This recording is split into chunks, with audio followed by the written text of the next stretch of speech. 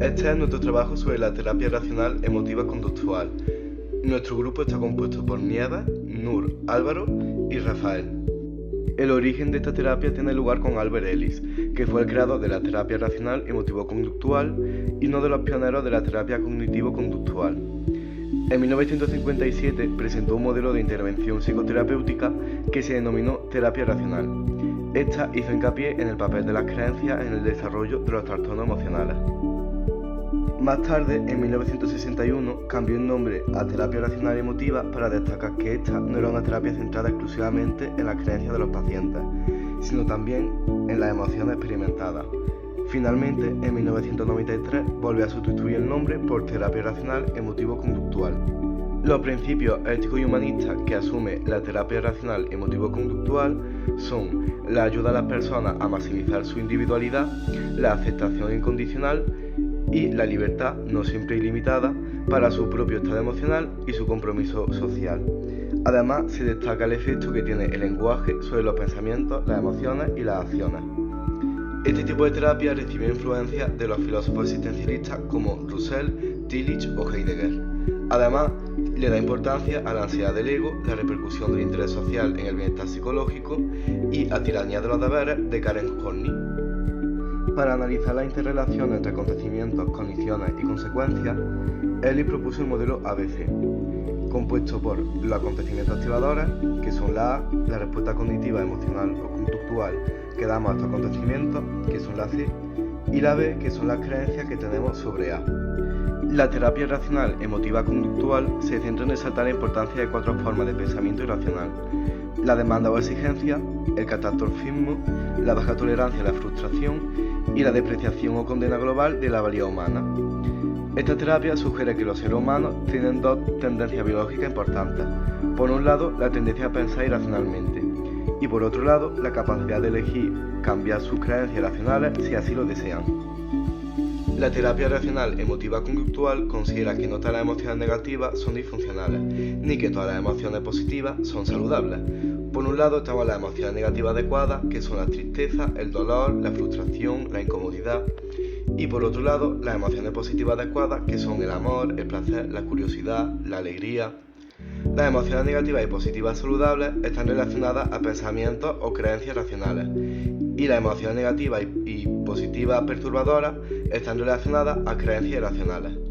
Albert Ellis considera que cuando las personas presentan demandas absolutistas y estas fallan, se genera un malestar emocional que da lugar a 2 tipos de perturbación psicológica. Por un lado tenemos la ansiedad del yo, que es un malestar emocional intenso que suele ir acompañado por sentimientos de depresión, de vergüenza o culpa. Y este malestar se experimenta cuando las personas sienten amenazas sobre su yo o valía personal, que deben hacer algo bien y recibir aprobación, o sienten que no hacer algo bueno es bastante negativo. Por otro lado tenemos la ansiedad perturbadora, que es un malestar emocional que experimentan las personas cuando perciben amenazas sobre su vida, sienten que deben conseguir lo que desean o sienten que es horrible no conseguirlo o sentir lo que no deben sentir. Los 13 principios fundamentales que constituyen el marco filosófico suscrito por esta terapia son los siguientes. En primer lugar, el interés por uno mismo, que ha de ser superior al interés en los demás. El interés social, ya que la interacción social es relevante en nuestras gratificaciones, por lo que es necesario defender y actuar por el bienestar de los demás. La autodirección, la tolerancia a la frustración, que es concederse el derecho a equivocarse, la flexibilidad, la aceptación de la incertidumbre, ya que tenemos que reconocer que el mundo es incierto y admitir la inexistencia de certeza o verdad absoluta. El compromiso creativo, ya que el individuo recibe mayor felicidad al comprometerse con un proyecto ajeno al que dedica parte de su rutina. El pensamiento científico, que es la autorregulación emocional al reflexionar sobre uno mismo y las consecuencias de las propias acciones. La autoaceptación, asumir riesgos. El hedonismo en sentido amplio, que es la búsqueda del bienestar y la evasión del dolor, pero sin la obsesión por la gratificación inmediata. El no utopismo, que es aceptar que las utopías son inalcanzables y que no siempre se va a obtener lo propuesto.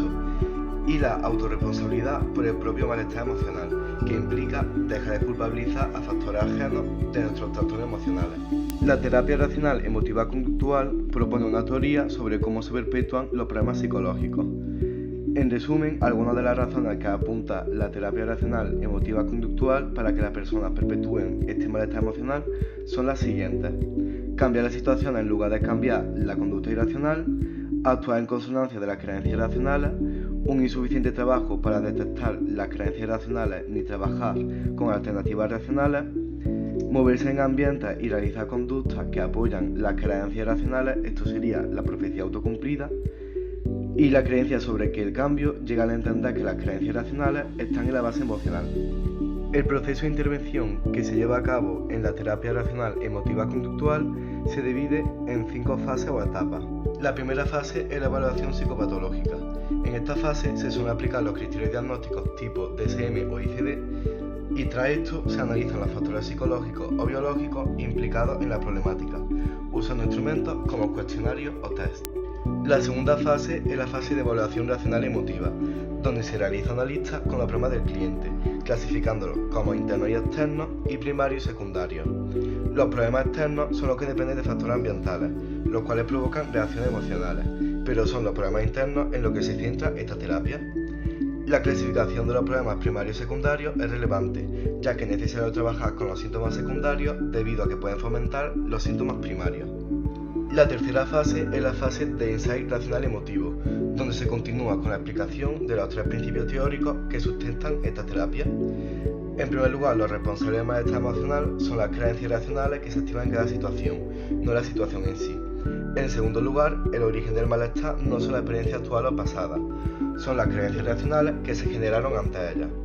Y en tercer lugar, el deseo de cambio de creencias irracionales y filosofías perjudiciales no es suficiente. El cambio llega cuando el trabajo sea constante. Con esto llegamos a las 2 últimas fases. Con este cambio constante tenemos que aprender una base de conocimiento racional y aprender una nueva filosofía de vida. Estas son las técnicas usadas para el trabajo entre sesiones. Por un lado tenemos las técnicas cognitivas, que son los autorregistros, el proselitismo racional, debate y grabaciones, autoinstrucciones racionales y biblioterapia. Por otro lado, las técnicas conductuales, que son la terapia de toma de riesgos, la inundación en vivo, ejercicio de meta fuera de lo corriente y el autorrefuerzo y autocastigo. Y por último, las técnicas emotivas, que son los ejercicios de ataque de vergüenza y el uso del sentido del humor. Aquí tenemos las técnicas usadas en las sesiones. Por un lado tenemos las técnicas cognitivas, que son las técnicas de discusión, análisis y evaluación lógica, reducción al absurdo, análisis y evaluación empírica, contradicción con el valor apreciado, apelar a consecuencias negativas y positivas, entrenamiento en autoinstrucciones y distracción cognitiva. Por otro lado tenemos las técnicas conductuales, que son el ensayo de conducta, la inversión del rol nacional, refuerzo y castigo y el entrenamiento en habilidades sociales y en solución de problemas. Por último, tenemos las técnicas emotivas, que son la imaginación racional y emotiva, y las técnicas humorísticas. Esta terapia se ha aplicado a cualquier tipo de trastorno o problema emocional en modalidades tanto individuales como grupales. Sin embargo, cabe resaltar su efectividad en intervenciones con problemas afectivos, sexuales, de pareja, toxicomanía, afrontamiento de enfermedades y un largo etcétera. Las investigaciones que avalan la evidencia empírica de estas terapias tienen 2 principales finalidades. Por un lado, la investigación de procesos que pretenden contrastar con evidencia los propios principios teóricos de las terapias racionales emotivas conductuales, y por otro lado, las investigaciones de resultados centradas en comprobar la eficacia de este mismo método. A través de la investigación de procesos se ha llegado a cabo a conclusiones como las siguientes: las creencias irracionales se asocian a emociones y conductas perturbadoras, las creencias irracionales generan pensamientos automáticos que distorsionan la realidad, existen patrones específicos de creencias irracionales dentro de los diferentes trastornos emocionales, y el modelo ABC ha recibido un importante apoyo empírico y corrobora la importancia de las condiciones en el desarrollo y en el mantenimiento de los trastornos emocionales y conductas disfuncionales. Las terapias racionales emotivas conductuales se considera una de las psicoterapias más influyentes en el presente. A pesar de ello, existe el debate de que no hay un aval teórico que corrobore del todo su desarrollo, ya que han existido muchas modificaciones acerca de las creencias racionales. Esto se puede deber a que es muy complicado realizar investigaciones que aíslen la influencia específica del debate, de las creencias en el cambio emocional y de la influencia que podrían tener técnicas conductuales y emotivas en este proceso. En definitiva, existe un debate abierto dentro de las terapias racional emotivas conductuales que aún está por resolver. para el cual es necesario continuar realizando estudios e investigaciones científicas que la avalen. Aquí es donde finaliza nuestro trabajo sobre la terapia racional emotiva conductual. Esperamos que os haya gustado.